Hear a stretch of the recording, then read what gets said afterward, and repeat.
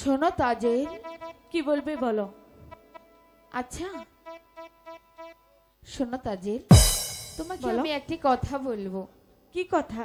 আচ্ছা বলো তো তাজেল, একটি মাঝি কি দুটি নৌকা চালাতে পারে? পারে।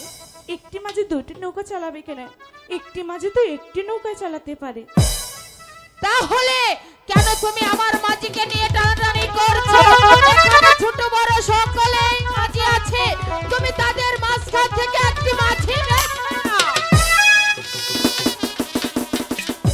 মালিনীর বাচ্চার সাহস কত বড়! আমিও তাজেল, আমিও দেখে নিব কোথাকার জল কোথায় গিয়ে গড়ে। আর তো